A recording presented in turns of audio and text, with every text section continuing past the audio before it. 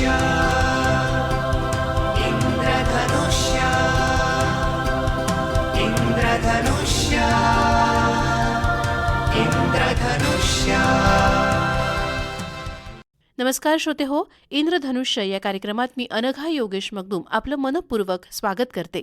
रत्नागिरी जिल्ह्याच्या शाश्वत आणि हवामान लवचिक विकासासाठी एक महत्त्वपूर्ण पाऊल नुकतंच उचलण्यात आलं। iForest अर्थात international forum for environment sustainability and technology या संस्थेनं रत्नागिरी जिल्हा विकास आणि हवामान कृती आराखडा प्रसिद्ध केला। जिल्हा विकास नियोजनात हवामान बदलाच्या कृतींचा समावेश करणारा देशातील असा हा पहिलाच पथदर्शी आराखडा आहे। हा आराखडा iForest आणि महाराष्ट्र शासनाच्या पर्यावरण आणि हवामान बदल विभाग यांच्यातील सामंजस्य कराराअंतर्गत तयार करण्यात आलाय। याबाबतची माहिती आपल्या आजच्या इंद्रधनुष्य या कार्यक्रमात राज्य वातावरणीय कृती कक्षाचे संचालक आणि रत्नागिरीचे माजी निवासी उपजिल्हाधिकारी अभिजित घोरपडे आपल्याला सांगणार आहेत। सर, आपल्या कार्यक्रमात मनपूर्वक स्वागत करते। रत्नागिरी जिल्ह्याचा हवामान विकास आराखडा नुकताच जाहीर करण्यात आला, तर या आराखड्याचा मुख्य उद्देश काय होता? गेल्या काही वर्षांमध्ये आपण पाहतो आहोत की ज्या नैसर्गिक आपत्ती आहेत, उष्मालाटा आहेत, वणवे आहेत, अनियमित पर्जन्यमान आहे,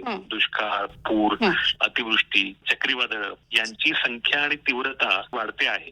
गेलं वर्ष जे होतं 2 वर्षापूर्वी म्हणजे 2024 हे मानवाच्या इतिहासातलं सर्वाधिक उष्ण वर्ष गणलं गेलं होतं। त्याच्या आधीचं वर्ष होतं 2023 हे देखील तत्पूर्वी सगळ्यात उष्ण वर्ष मानलं गेलं होतं।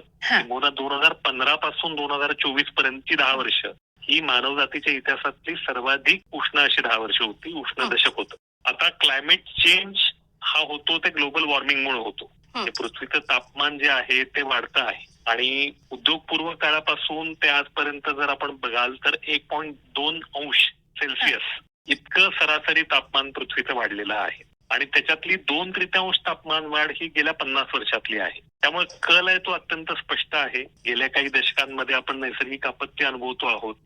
आता याच्यावरती मात करायची असेल तर जगानं संयुक्त राष्ट्र संघाच्या माध्यमातून जो आंतरराष्ट्रीय करार केला तो पॅरिस करार आहे 2015चा। त्याच्यामध्ये भारतानं स्वाक्षरी केली आणि त्याच्यात उद्दिष्ट ठरवून देण्यात आलं की जागतिक सरासरी तापमान वाढ ही या शतकाच्या अखेरीपर्यंत 2 अंशापर्यंत मर्यादित ठेवायची। उद्योगपूर्व काळाच्या तुलनेमध्ये ती 1.5 अंशापर्यंत मर्यादित ठेवण्याचा प्रयत्न करायचा। आता या उद्दिष्टाशी भारत कटिबद्ध आहे, पण मग हे करायचं असेल तर आपल्याजवळ नियोजन असलं पाहिजे आणि म्हणूनच देशानं 2008 मध्ये राष्ट्रीय वातावरणीय कृती आराखडा तयार केला आणि सगळ्या राज्यांना आवाहन केलं की तुम्ही देखील असे कृती आराखडे तयार करा। पहिला आराखडा आपण 2014 मध्ये तयार केला होता, त्याच्यामध्ये काही सुधारणा सुचवण्यात आल्या आणि त्यानंतर आता आपण 2025 मध्ये पुन्हा नव्यानं राज्य वातावरणीय कृती आराखडा तयार केलेला आहे आणि त्याच्या पुढे जाऊन आपल्याला अशाच तऱ्हेचे कृती आराखडे सर्व जिल्ह्यांमध्ये आणि अमृत शहरांमध्ये बनवायचे आहेत। कारण क्लायमेट चेंजचं संकट हे जागतिक संकट जरी असलं तरी त्याच्यावरती मात करण्यासाठी ज्या काही उपाययोजना आपल्याला करायच्या आहेत त्या स्थानिक स्तरावरतीच कराव्या लागणार आहेत। त्यामुळे जिल्हा आणि शहर या स्तरावरती करण्यात येणाऱ्या उपाययोजना या अत्यंत महत्वाच्या असणार आहेत आणि म्हणूनच त्याचा भाग म्हणून रत्नागिरी जिल्ह्याचा आपण जिल्हा वातावरणीय कृती आराखडा तयार केला। ही विकासाची सांगड आपण वातावरणीय कृतीशी याच्यामध्ये घातलेली आहे आणि राज्यातला पहिला जिल्हा आहे रत्नागिरी ज्यांनी अशा प्रकारचा क्लायमेट ऍक्शन प्लॅन तयार केलेला आहे। सर, तुम्ही विकास आणि हवामान ह्याची सांगड ह्या आराखड्यामध्ये घातली असं म्हटलं, तर हे नक्की आहे की माणूस प्रगती करतच राहणार, तर ही सांगड घालताना कुठले महत्वाचे मुद्दे आपण पाहिलेत? आता बघा, विकास आणि पर्यावरण याच्यामध्ये नेहमी विरोधाभास असल्यासारखं आपण वागतो। म्हणजे आपली विकास नीती जी आहे त्याच्यामध्ये विकास की पर्यावरणाचं संरक्षण जणू काही या दोन्ही गोष्टींमध्ये विरोधाभास आहे अशा तऱ्हेनं आपण त्याच्यावरती विचार करतो। आपलं राज्य जे आहे ते देशातलं एक प्रगत राज्य आहे। सर्व राज्यांमधलं सगळ्यात मोठ्या आकारमानाची अर्थव्यवस्था आपली आहे। म्हणजे $500 बिलियन पेक्षाही अधिक आकारमान आपल्या राज्य अर्थव्यवस्थेचं आहे। राष्ट्रीय उत्पन्नामध्ये 13% अधिक असं आपलं योगदान आहे आणि $1 ट्रिलियन अर्थव्यवस्था बनण्याचं स्वप्न आपण बघितलेलं आहे। 2047 साली जेव्हा भारत एक विकसित राष्ट्र होईल तेव्हा महाराष्ट्राची अर्थव्यवस्था देखील वाढलेली असेल। त्यामुळे ही आर्थिक प्रगती करताना पर्यावरणावरती त्याचा परिणाम काय होतो हे देखील पाहणं अत्यंत महत्वाचं आहे। जर आपण गेल्या 10 वर्षातला कर्ब उत्सर्जनाचा वेग पाहाल तर महाराष्ट्राचं योगदान हे सर्व देशामध्ये सर्वाधिक आहे। म्हणजे 10% इतकं आपलं योगदान आहे कर्ब उत्सर्जनामध्ये आणि हा दर जो आहे उत्सर्जनाचा हा प्रतिवर्षी 4% तो वाढतो आहे. त्यामुळे जशी आर्थिक प्रगती आपण करू तसं अधिकाधिक जीवाश्म इंधन जाळून जी काही प्रगती होते आणि त्याच्यातून जे काही कर्ब उत्सर्जन होतं त्याचा वेग हा निरंतर वाढतो आहे असं दिसून आलेलं आहे. आणि माननीय पंतप्रधानांनी घोषणा केली ग्लासगोच्या परिषदेमध्ये आणि देशाला 2070 पर्यंत कर्बमुक्त करण्याचा संकल्प त्यांनी सोडला. आणि आपलं राज्य हे देशातलं एक प्रगत राज्य असल्यामुळं देशाच्या आधी म्हणजे 2050 पर्यंतच कर्बमुक्त होण्याचा संकल्प आपण आपल्या राज्य वातावरणीय कृती आराखड्यामध्ये केलेला आहे. त्यामुळे आपण आपल्या राज्य वातावरणीय कृती आराखड्यामध्ये ज्या काही उपाययोजना सुचवलेल्या आहेत तर त्याच्यामध्ये विकास आणि पर्यावरण यांचं संतुलन साधून लो ग्रोथ कार्बन स्ट्रॅटेजी ज्याला म्हणतात म्हणजे long term development strategies with least carbon emission curb उत्सर्जन हे कमीत कमी राखून आपल्याला अधिकाधिक विकास कसा साधता येईल अशा प्रकारच्या स्ट्रॅटेजीज अशा प्रकारच्या उपाययोजना आपण आपल्या राज्य वातावरणीय कृती आराखड्यामध्ये सुचवलेल्या आहेत. कार्बन न्यूट्रल रत्नागिरी म्हणजे जर सविस्तर सांगितलं तर बरं होईल. कार्बन न्यूट्रलिटीचा कन्सेप्ट असा आहे की जे एमिशन होतं म्हणजे आता आपण ग्लोबल वॉर्मिंग कुठल्या कारणामुळे होतं हे आपण पाहायला हवं. औद्योगिक काळापासून मोठ्या प्रमाणावरती जीवाश्म इंधनाचा वापर करण्यात आला म्हणजे आर्थिक प्रगती वेगानं करण्याच्या मोहापायी आपण प्रचंड मोठ्या संख्येनं डिझेल, पेट्रोल, नैसर्गिक वायू, दगडी कोळसा याचा वापर करून आपण ऊर्जा निर्मिती करायला लागलो. तर जीवाश्म इंधन ही त्या काळापासूनच मोठ्या प्रमाणावरती आणि स्वस्तात उपलब्ध असल्यामुळं त्याचा आपण वारेमाप वापर केला. पण त्याचा परिणाम असा झाला की त्याच्यातून कर्ब उत्सर्जन मोठ्या प्रमाणावरती झालं आणि त्याच्यातून ग्रीन हाऊस गॅस इफेक्ट आणि त्याच्यातून ग्लोबल वॉर्मिंग म्हणजे सूर्याची उष्णता ही परत जाऊ शकली नाही, ती ट्रॅप झाली आणि त्यामुळे पृथ्वीचं तापमान वाढलं आणि या तापमान वाढीचा परिणाम म्हणजे क्लायमेट चेंज आहे. वातावरणातले जे काही बदल आपण अनुभवतो त्याचा परिणाम आहे. त्यामुळे हा परिणाम जर आपल्याला रोखायचा असेल, त्याचा प्रभाव कमी करायचा असेल तर आपल्याला कर्ब उत्सर्जन हे कमी करावं लागेल. आता कर्बमुक्त करायचं म्हणजे काय करायचं की जितका कार्बन एमिट केला जातो आपल्या उद्योगातून किंवा थर्मल पॉवर प्लांट्स जे आहेत त्याच्यातून किंवा वेगवेगळ्या प्रकारचे जे उद्योग आहेत वाहनांच्यातून होणारं जे काही एमिशन आहे ते एमिशन एका बाजूला आणि ते एमिशन शोषून घेणारी यंत्रणा दुसऱ्या बाजूला याच्यामधलं संतुलन आपल्याला साधायचंय. आता एमिशन कर्ब उत्सर्जन शोषून घेणारी जी नैसर्गिक यंत्रणा आहेत तर त्या कुठल्या आहेत तर आपली वृक्ष संपदा आहे, आपली जलसंपदा आहे. आता मोठ्या प्रमाणावरती समुद्र, नद्या, सरोवर, त्याच्यानंतर आपली जमीन, आपली गवताळ पूर्ण आणि आपली जंगलं हे नैसर्गिक कार्बन सिंक आहेत. म्हणजे निसर्गानं तयार केलेली ही रचना आहे कार्बन शोषून घेण्याची. आता ती यंत्रणा आपण म्हणजे एकीकडे आर्थिक प्रगती आपण करायला लागलो आणि दुसरीकडे शहरीकरणाच्या औद्योगिकरणाच्या प्रेशरमुळे ही यंत्रणा देखील आपण ध्वस्त केली. त्यामुळे आपल्याला ती देखील रिवाईव्ह करायची आवश्यकता आहे. तर अशा कोणत्या उपाययोजना आहेत की ज्या केल्यामुळं ग्रीन हाऊस गॅसेस किंवा कार्बनचं एमिशन त्या शहरातलं किंवा त्या जिल्ह्यातलं हे आपल्याला कमी करता येईल, ते शोषून घेण्याची देखील व्यवस्था आपल्याला करता येईल. हे संतुलन जेव्हा आपण साधू तेव्हा त्याला आपण कार्बन न्यूट्रल जिल्हा असं म्हणू. रत्नागिरीला संधी आहे की या आराखड्याच्या माध्यमातून देशातला कदाचित पहिला कर्बमुक्त जिल्हा होण्याचा देखील मान रत्नागिरीला मिळू शकतो. यामध्ये रत्नागिरीमध्ये पूर आणि दरडी कोसळणं हा अनुभव सर तुम्ही इथे कार्यरत असताना सुद्धा घेतलेला आहात, तर त्या रोखण्यासाठी या आराखड्यामध्ये काही उपाययोजना केलेल्या आहेत का? रत्नागिरी जिल्ह्याचं वैशिष्ट्य असं की जर आपण त्याचं भौगोलिक स्थान पाहाल तर पश्चिम किनाऱ्यावरती वसलेला हा जिल्हा आहे. निसर्गरम्य तरी आहेच पण पश्चिम घाट या जिल्ह्यामध्ये मोठ्या प्रमाणावरती आहेत आणि त्यामुळे दरडी कोसळण्याचं प्रमाण आहे. तसंच समुद्र पातळी वाढण्याचा देखील धोका आहे. पुन्हा चक्रीवादळांचा धोका मोठ्या प्रमाणावरती आहे. आम्ही जे काही अनालिसिस केलेलं आहे गेल्या 50 वर्षात आमच्या राज्य वातावरणीय कृती आराखड्यामध्ये तर आम्हाला काय दिसून आलं तर गेल्या 50 वर्षामध्ये उष्ण आणि अतिउष्ण दिवसांची संख्या ही जवळपास दुप्पट झालेली आहे. पुराचं प्रमाण हे चौपट झालेलं आहे. त्याच्यानंतर दुष्काळाची तीव्रता ही तिप्पट वाढलेली आहे आणि चक्रीवादळांचं प्रमाण देखील तिप्पट झालेलं आहे. म्हणजे पूर्वी जर चक्रीवादळं व्हायची पण ती पूर्व किनाऱ्यावरती देशाच्या मोठ्या प्रमाणावरती व्हायची. देशाचा पश्चिम किनारा त्या मानानं सुरक्षित मानला जायचा. पण आपण गेल्या दशकामध्ये पाहाल तर ही संख्या मोठ्या प्रमाणावरती वाढलेली आपल्याला दिसते आणि मी तिथे रत्नागिरीमध्ये कार्यरत असताना ही चक्रीवादळ देखील मी अनुभवलेली आहेत. आणि गेल्या 10 वर्षातली आपण उदाहरणं सांगाल तर ओखी, निसर्ग, तावते अशी चक्रीवादळ रत्नागिरीला किंवा पश्चिम किनाऱ्यावरती देशाच्या घटलेली आहेत. तर आता क्लायमेट प्लॅन करताना ज्या आपत्तींना तो जिल्हा प्रवण आहे आणि आपण बरोबर सांगितलं की उष्णतेला प्रवण आहे आणि ह्युमिडिटी आर्द्रता जास्त असल्यामुळे तिथे ज्याला वेट बल्ब इफेक्ट म्हणतात तर तो आहे. म्हणजे आर्द्रता प्रत्यक्षात जास्त असल्यामुळे उष्णता ही जास्त भासते लोकांना.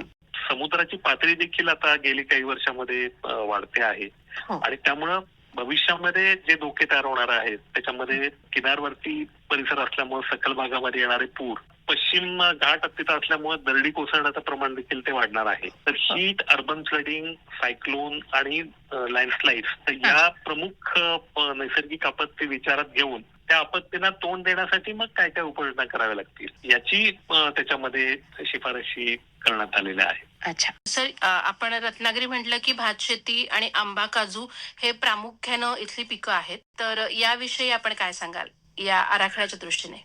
आता ह्याच्यामध्ये असं आहे की रत्नागिरीचं हे बलस्थान आहे. ज्या शेतकऱ्यांच्या रोजगारासाठी, शेतकऱ्यांच्या उदरनिर्वाहासाठी तर आवश्यक आहेतच, पण व्हॅल्यू ऍडिशन त्याच्यामध्ये करून मोठ्या प्रमाणावरती एक्सपोर्टला पण त्याच्यामध्ये वाव आहे. परदेशामध्ये आपण मोठ्या प्रमाणावरती हा माल पाठवतो. तर आता जसं तापमान वाढतं तसं फलधारणा ही लवकर होते, पुरेशी पक्वता त्याच्यामध्ये आलेली नसते, वेगवेगळ्या किडी, रोग यांचा प्रादुर्भाव वाढण्याची शक्यता वाढते आणि त्यामुळे जी अपेक्षित गुणवत्ता आहे बाजारपेठेमध्ये तो माल चांगल्या दरानं कापण्यासाठी ही गुणवत्ता त्याच्यामध्ये मिळतेच असं नाही आणि हे आता संकट वाढत जाणार आहे. त्यामुळे आता बघा की क्लायमेट रेझिलियंट अशी बियाणं आणि अशी वाणं आपल्याला विकसित करावी लागतील पिकांची आणि त्यासाठी आपल्याला कृषी विद्यापीठांची मदत घ्यावी लागेल. सुदैवानं आपल्याकडे दापोलीचं कृषी विद्यापीठ आहे आणि तिथे जे काही संशोधन चालतं आणि त्यांच्या माध्यमातून जगभरामध्ये जे काही या क्षेत्रामध्ये संशोधन चाललेलं आहे त्याचा उपयोग आपल्या शेतकऱ्यांसाठी कसा करून घेता येईल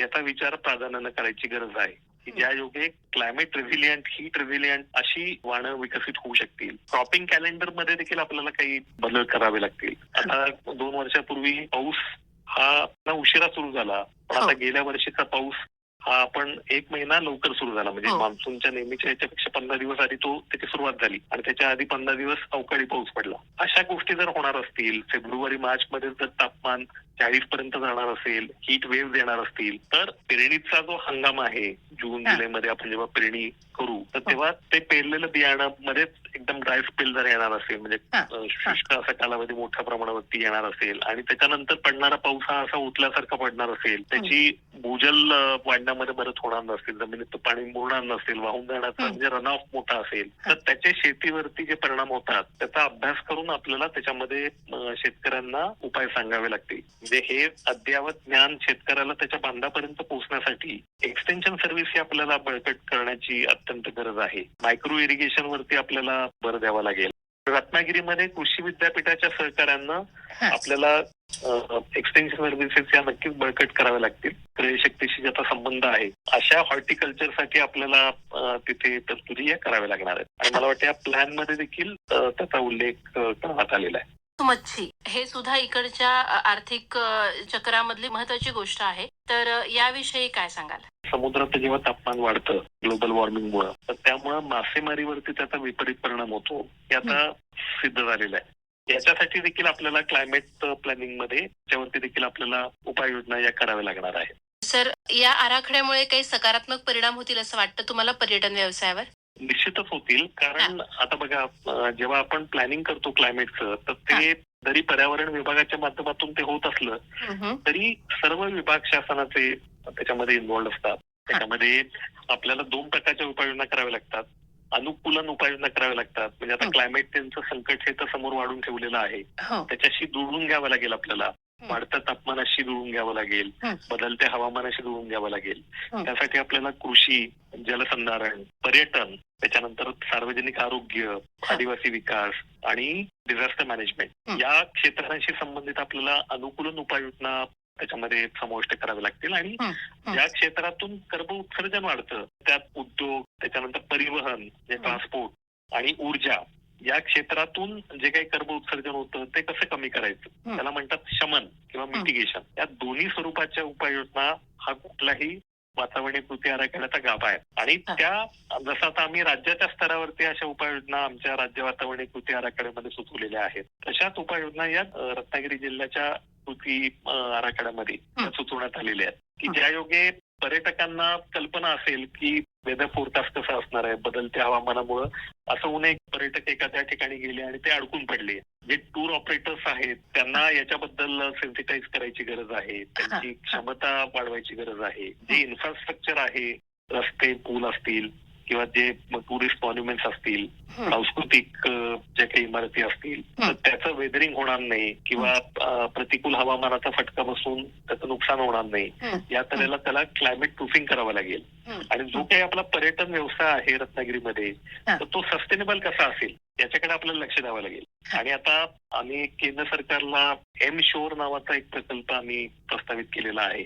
म्हणजे महाराष्ट्राचा जे सागरी जिल्हे आहेत, 7 सागरी जिल्हे आपले आहेत, त्यांना क्लायमेट रेझिलियंट कसं बनवायचं याचा एक मास्टर प्लॅन आता आम्ही तयार करतो आहोत. केंद्र सरकारच्या परवानगीनंतर मग जागतिक बँकेनं पण आम्हाला आर्थिक सहकार्य करायचं ठरवलेलं आहे. तर त्याच्यामध्ये एक घटक असणार आहे तो इको टुरिझम किंवा पर्यावरणाला अनुकूल असणारं पर्यटन कसं जोपासायचं आणि वाढवायचं. कारण याचा संबंध स्थानिकांच्या रोजगाराशी पण आहे. रत्नागिरी आपण सांगितलं की फार सुंदर विपुल असं नैसर्गिक सौंदर्य असणारा जिल्हा आहे. तर या सौंदर्याला बाधा न येऊ देता त्याचं जतन करून पण पर्यटकांना देखील ते पाहण्याची संधी आपण उपलब्ध करून दिली आणि ते जर आपण सस्टेनेबली करू शकलो तर मग इकडे लोकांच्या रोजगार निर्मितीसाठी देखील मदत होईल आणि पर्यावरणाचं देखील जतन होऊ शकेल पर्यटनाच्या माध्यमातून. तर सौर ऊर्जेबाबत सातत्याने चर्चा केली जाते, तर याचा समावेश आहे का आराखड्यामध्ये आणि जनतेला त्याच्यासाठी प्रवृत्त केलं जाईल का? नक्कीच त्याच्यामध्ये सौर ऊर्जा ही म्हणजे जीवाश्म इंधनाला पर्याय म्हणून आपण त्याच्याकडे पाहतो आहोत आणि रत्नागिरी जिल्ह्याच्या आराखड्यामध्ये सौर ऊर्जेवरती भर देण्यात आलेला आहे. शेतीचं सकल राज्य उत्पन्नामध्ये असणारं योगदान जे आहे ते अवघं 12% आहे. याचा अर्थ आपल्या शेतीला अधिक उत्पादनक्षम बनवण्याची आवश्यकता आहे. प्रोडक्टिव्हिटी ही कमी आहे, उत्पादकता ही कमी आहे. तर ती जर वाढवायची असेल तर आपल्याला सौर ऊर्जेच्या माध्यमातून काय करता येईल याच्यासाठी आम्ही एक आपल्या वातावरणीय कृती आराखड्यामध्ये डिसेंट्रलाइज रिन्युएबल एनर्जी बेस्ड लाईव्हलीहुड्स म्हणजे विकेंद्रित शाश्वत ऊर्जेच्या माध्यमातून रोजगार निर्मिती करणं हा एक कार्यक्रम आम्ही त्याच्यामध्ये समाविष्ट केलेला आहे. म्हणजे शेतीच्या प्रक्रियेमध्ये जी साधनं वापरली जातात ही सौरशक्तीवरती जी आधारित आहेत ती मोठ्या प्रमाणावरती आपल्याला जर वापरता आली जिल्ह्यामध्ये तर याच्यातून 3 गोष्टी होणार आहेत. त्याच्यातून शेतीची उत्पादकता वाढवायला मदत होणार आहे कारण तंत्रज्ञानाचा नवीनतम तंत्रज्ञानाचा वापर आपण करतो आहोत. दुसरी गोष्ट होणार आहे म्हणजे नवीकरणीय ऊर्जा जी आहे सोलर एनर्जी त्याचा प्रसार आणि प्रचार ग्रामीण भागामध्ये होणार आहे. आणि तिसरं म्हणजे कर्ब उत्सर्जन त्या शेतीतलं कमी होणार आहे. त्यामुळे मोठ्या प्रमाणावरती DRE बेस्ड लाईव्हलीहुड्स म्हणजे विकेंद्रित अक्षय ऊर्जा संसाधनं शेतीमध्ये वापरावीत असं आमचं धोरण आहे आणि त्याला अनुकूल असं सौर ऊर्जा आधारित आणि विकेंद्रित स्वरूपाचा कृषी विकास आपल्याला रत्नागिरीमध्ये साधायचा आहे. सर, ह्या आराखड्याची अंमलबजावणी करताना म्हणजे कुठल्या टप्प्यामध्ये ती होईल? पुढील 5 वर्षाचा विचार केला तर आणि निधीची उभारणी कशी केली जाईल? अगदी महत्वाचा हा प्रश्न आहे आणि आतापर्यंत स्थानिक स्तरावरती या आराखड्यांची निर्मिती करायला आणि त्याची अंमलबजावणी करण्यासाठी कुठली संस्थात्मक यंत्रणा नव्हती. गेल्या वर्षी आम्ही पर्यावरण विभागानं GR काढून आम्ही यंत्रणा अशी तयार केलेली आहे. सर्व जिल्ह्यांमध्ये आणि आपल्या ज्या प्रमुख शहरं जी आहेत, अमृत शहर ज्याला आपण म्हणतो, अशा शहरांमध्ये आपण वातावरणीय बदल कृती कक्ष हे तयार केलेले आहेत. रत्नागिरी जिल्ह्यामध्ये पण अशा तऱ्हेचा डिस्ट्रिक्ट क्लायमेट ऍक्शन सेल आपण गठीत केलेला आहे ज्याच्या अध्यक्ष जिल्हाधिकारी आहेत. आणि क्लायमेट चेंजशी संबंधित जे काही विभाग आहेत, मी मगाशी सांगितलं तसं अनुकूलन आणि शमन या 2 क्षेत्रांशी संबंधित जे विभाग आहेत त्या विभागांचे जिल्हास्तरीय अधिकारी हे त्याचे सदस्य असणार आहेत आणि त्यांनी महिन्यातून एकदा बैठक घेऊन हा प्लॅन तयार करणं. पण आता रत्नागिरीचा तर प्लॅन बनलेला आहे. त्याची अंमलबजावणी करण्यासाठी काय करता येईल या उपाययोजना आपण त्या आराखड्यामध्ये सुचवलेल्या आहेत आणि तज्ञ संस्थेचं मार्गदर्शन घेऊन हा तयार करण्यात आलेला आहे. म्हणजे मी IFOREST ही जी काही संस्था आहे जी दिल्लीची एक नामवंत संस्था आहे आणि थिंक टँक आहे त्या ज्या काही तज्ञ व्यक्तींकडून आलेल्या उपाययोजना ज्या आहेत त्याची अंमलबजावणी करण्याच्या दृष्टिकोनातून सतत त्याचा पाठपुरावा करणं, रिव्ह्यू करणं हे त्या क्लायमेट ऍक्शन सेलचं काम असणार आहे. दुसरा राहिला प्रश्न आर्थिक तरतूद त्याला कशी असणार आहे. आता या जिल्हा आराखड्याचं वैशिष्ट्य असं आहे की हा केवळ क्लायमेट ऍक्शन प्लॅन नाहीये, हा रत्नागिरी डिस्ट्रिक्ट डेव्हलपमेंट कम क्लायमेट ऍक्शन प्लॅन आहे. आणि त्यामुळे जिल्ह्याचा जो काही विकास आराखडा आहे, आपल्याला कल्पना आहे प्रत्येक जिल्ह्याचा विकास आराखडा तयार केला जातो. जिल्ह्याचं विकासाचं नियोजन ही समिती करत असते. आता त्याला आपण क्लायमेटची जोड पहिल्यांदाच देतो आहोत आणि हं. त्यामुळे क्लायमेट वरती करायच्या उपाययोजना या विकासाच्याच उपाययोजना असणार आहेत. हे लक्षात घेऊन आपल्याला आर्थिक तरतूद जिल्हा नियोजन समितीच्या माध्यमातून यावर करावी लागणार आहे. सर, या आराखड्यामध्ये अर्थातच हा नागरिकांसाठी, जनतेसाठी तयार होणारा आराखडा आहे, त्यांच्या भविष्यासाठी.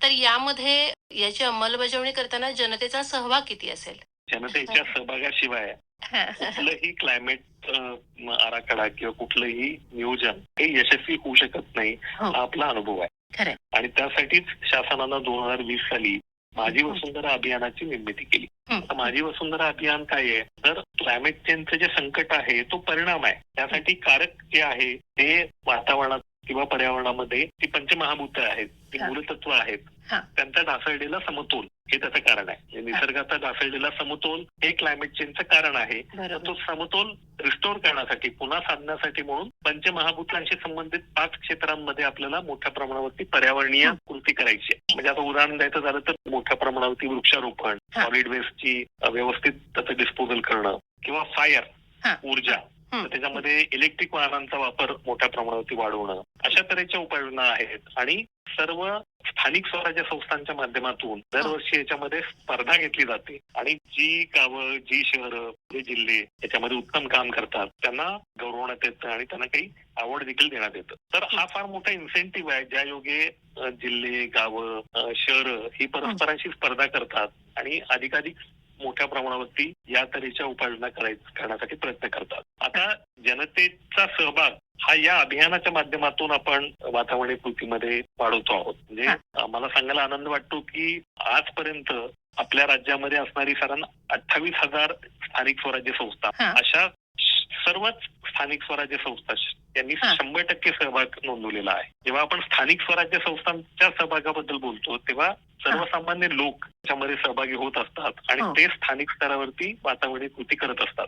त्यामुळे या अभियानाच्या माध्यमातून आपण एक लोक चळवळ सुरू करण्याचा महाराष्ट्र सरकारचा प्रयत्न आहे की ज्यायोगे लोकांच्या मोठ्या प्रमाणावरती सहभागातून वातावरणीय कृती होऊ शकेल. आणि त्याची सांगड आपण या जिल्हा वातावरणीय कृती आराखड्याशी घालणार आहोत. म्हणजे जिल्हा वातावरणीय कृती आराखड्यामध्ये ज्या प्रकारच्या उपाययोजना सांगितलेल्या आहेत त्या आपल्याला सर्व गावांमधून, शहरांमधून, जिल्ह्यातल्या त्या राबवायच्या आहेत. त्यामुळे लोकसहभागाशिवाय हा यशस्वी होऊ शकणार नाही. केवळ एक शासकीय उपाययोजना आणि उपक्रम म्हणून याच्याकडे न पाहता सर्वसामान्य लोकांच्या सहभागाला आपण उद्युक्त केलं पाहिजे. आणि माझी वसुंधरा अभियान हा त्याचा मार्ग आहे, तरच तो यशस्वी होऊ शकेल. हो, खूपच चांगलं अभियान आहे आणि नक्कीच जनता असेल तर कुठलीही गोष्ट सफल होते आणि यशस्वी होते असं म्हटलं पाहिजे.